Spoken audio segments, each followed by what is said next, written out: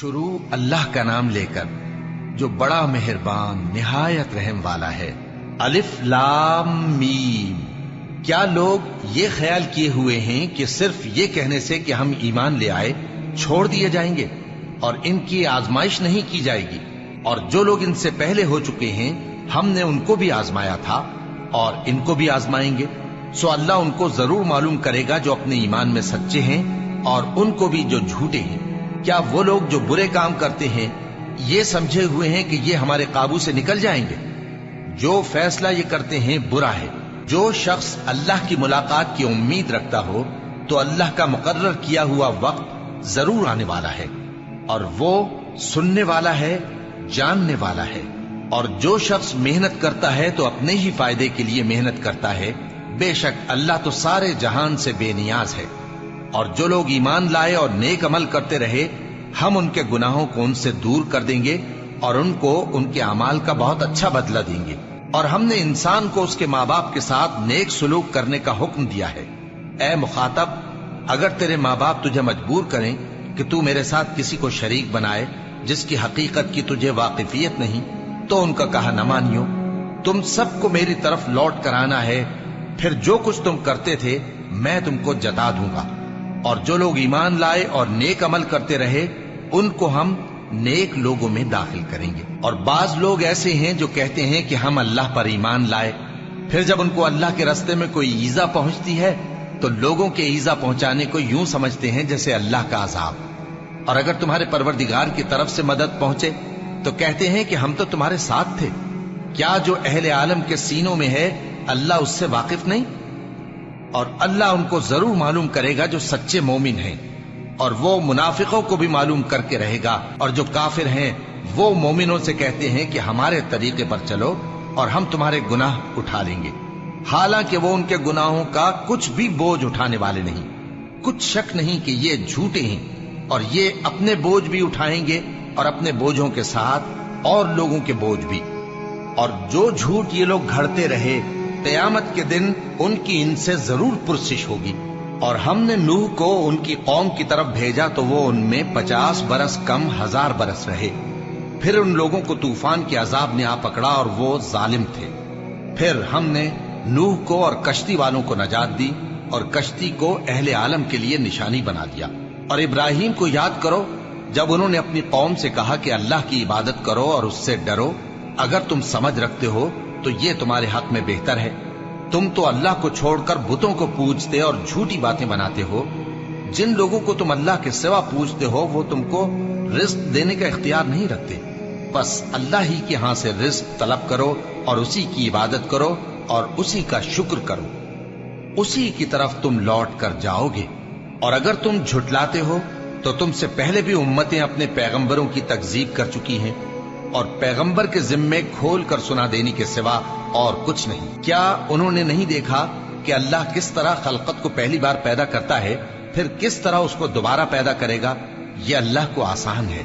کہہ دو کہ ملک میں چلو پھرو اور دیکھو کہ اس نے کس طرح خلقت کو پہلی دفعہ پیدا کیا ہے، پھر اللہ ہی دوسری بار بھی پیدا کرے گا۔ بے شک اللہ ہر چیز پر قادر ہے۔ وہ جسے چاہے عذاب دے اور جس پر چاہے رحم کرے، اور اسی کی طرف تم لوٹائے جاؤ گے۔ اور تم اس کو نہ زمین میں عاجز کر سکتے ہو نہ آسمان میں، اور نہ اللہ کے سوا تمہارا کوئی دوست ہے اور نہ مددگار۔ اور جن لوگوں نے اللہ کی آیتوں سے اور اس کے سامنے حاضر ہونے سے انکار کیا وہ میری رحمت سے نا امید ہو گئے ہیں اور ان کو درد دینے والا عذاب ہوگا۔ تو ان کی قوم کے لوگ جواب میں بولے تو یہ بولے کہ اسے مار ڈالو یا جلا دو، مگر اللہ نے ان کو آگ میں جلنے سے بچا لیا۔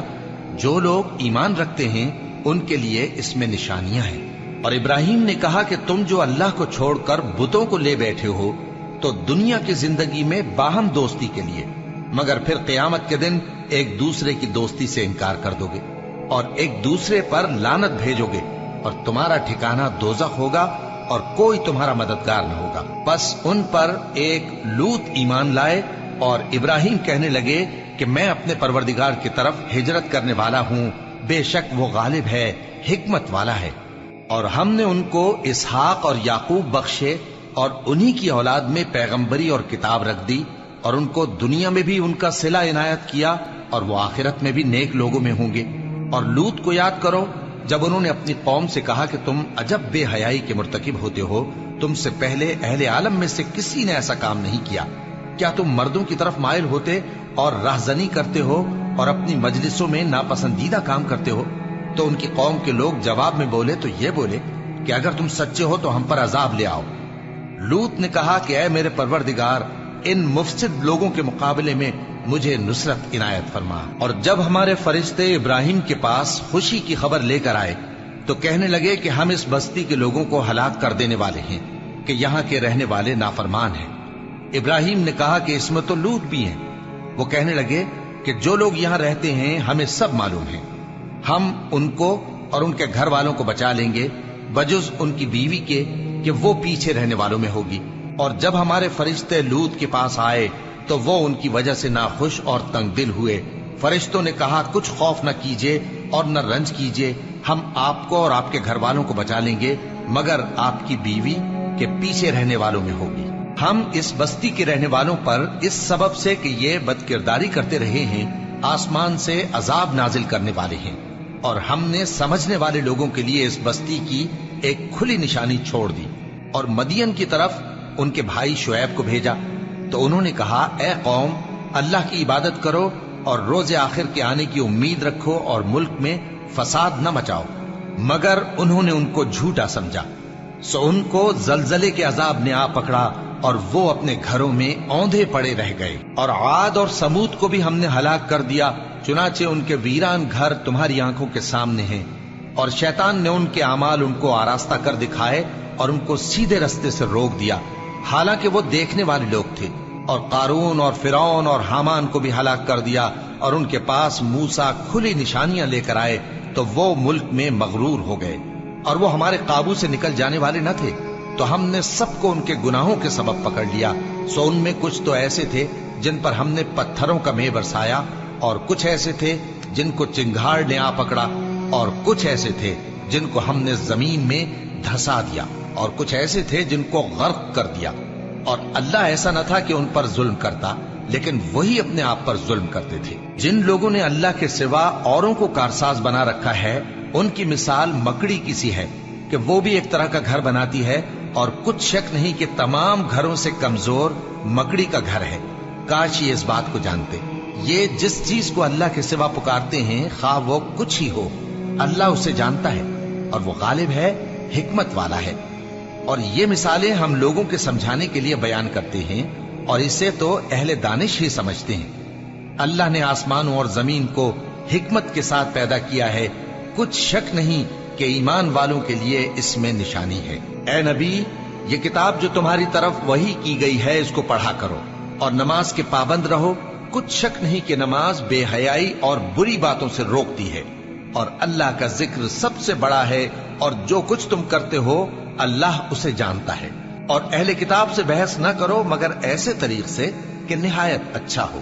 ہاں، جو ان میں سے بے انصافی کریں ان کے ساتھ اسی طرح مجادلہ کرو، اور کہہ دو کہ جو کتاب ہم پر اتری اور جو کتابیں تم پر اتری ہم سب پر ایمان رکھتے ہیں، اور ہمارا اور تمہارا معبود ایک ہی ہے، اور ہم اسی کے فرما بردار ہیں۔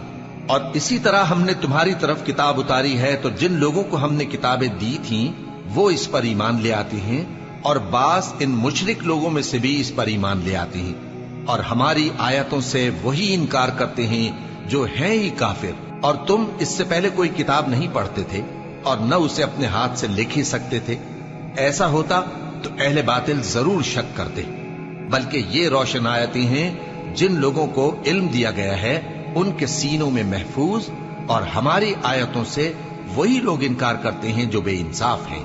اور کافر کہتے ہیں کہ اس پر اس کے پروردگار کی طرف سے نشانیاں کیوں نازل نہیں ہوئیں؟ کہہ دو کہ نشانیاں تو اللہ ہی کے پاس ہیں، اور میں تو کھلم کھلا خبردار کرنے والا ہوں۔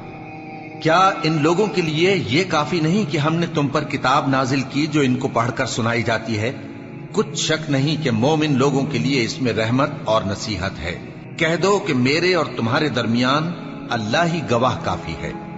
جو چیز آسمانوں اور زمین میں ہے وہ سب کو جانتا ہے، اور جن لوگوں نے باطل کو مانا اور اللہ سے انکار کیا وہی نقصان اٹھانے والے ہیں۔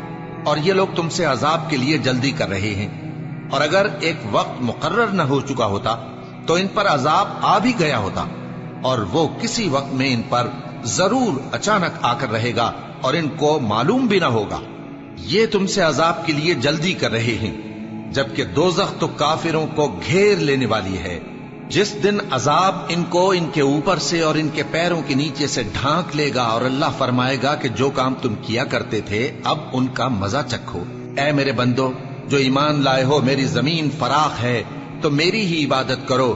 ہر شخص موت کا مزہ چکھنے والا ہے، پھر تم ہماری ہی طرف لوٹ کر آؤ گے۔ اور جو لوگ ایمان لائے اور نیک عمل کرتے رہے، ان کو ہم بہشت کے اونچے اونچے محلوں میں جگہ دیں گے، جن کے نیچے نہریں بہ رہی ہیں، ہمیشہ ان میں رہیں گے۔ نیک عمل کرنے والوں کا یہ خوب بدلہ ہے، جو صبر کرتے اور اپنے پروردگار پر بھروسہ رکھتے ہیں۔ اور بہت سے جانور ہیں جو اپنا رزق اٹھائے نہیں پھرتے، اللہ ہی ان کو رزق دیتا ہے اور تم کو بھی، اور وہ سننے والا ہے، جاننے والا ہے۔ اور اگر ان سے پوچھو کہ آسمانوں اور زمین کو کس نے پیدا کیا اور سورج اور چاند کو کس نے تمہارے زیر فرمان کیا، تو کہہ دیں گے اللہ نے۔ تو پھر یہ کہاں الٹے جا رہے ہیں؟ اللہ ہی اپنے بندوں میں سے جس کے لیے چاہتا ہے روزی فراخ کر دیتا ہے، اور جس کے لیے چاہتا ہے تنگ کر دیتا ہے۔ بے شک اللہ ہر چیز سے واقف ہے۔ اور اگر تم ان سے پوچھو کہ آسمان سے پانی کس نے برسایا، پھر اس سے زمین کو اس کے مرنے کے بعد کس نے زندہ کیا، تو کہہ دیں گے کہ اللہ نے۔ کہہ دو کہ اللہ کا شکر ہے، لیکن ان میں اکثر نہیں سمجھتے۔ اور یہ دنیا کی زندگی تو صرف کھیل اور تماشا ہے، اور ہمیشہ کی زندگی کا مقام تو آخرت کا گھر ہے۔ کاش یہ لوگ سمجھتے۔ پھر جب یہ کشتی میں سوار ہوتے ہیں تو اللہ کو پکارتے، خالص کرتے ہوئے اسی کے لیے اطاعت کو، لیکن جب وہ ان کو نجات دے کر خشکی پر پہنچا دیتا ہے تو جھٹ شرک کرنے لگ جاتے ہیں، تاکہ جو ہم نے ان کو بخشا ہے اس کی ناشکری کریں اور فائدہ اٹھائیں۔ سو خیر ان قریب ان کو معلوم ہو جائے گا۔ کیا انہوں نے نہیں دیکھا کہ ہم نے حرم کو مقام امن بنایا ہے اور لوگ ان کے گرد و نواح سے اچک لیے جاتے ہیں؟ کیا یہ لوگ باطل پر اعتقاد رکھتے ہیں اور اللہ کی نعمتوں کی ناشکری کرتے ہیں؟ اور اس سے بڑا ظالم کون جو اللہ پر جھوٹ بہتان باندھے، یا جب حق بات اس کے پاس آئے تو اس کی تکذیب کرے؟ کیا کافروں کا ٹھکانہ جہنم میں نہیں ہے؟ اور جن لوگوں نے ہمارے راستے میں محنت کی ہم ان کو ضرور اپنے رستوں پر چلا دیں گے، اور اللہ تو نیکوکاروں کے ساتھ ہے۔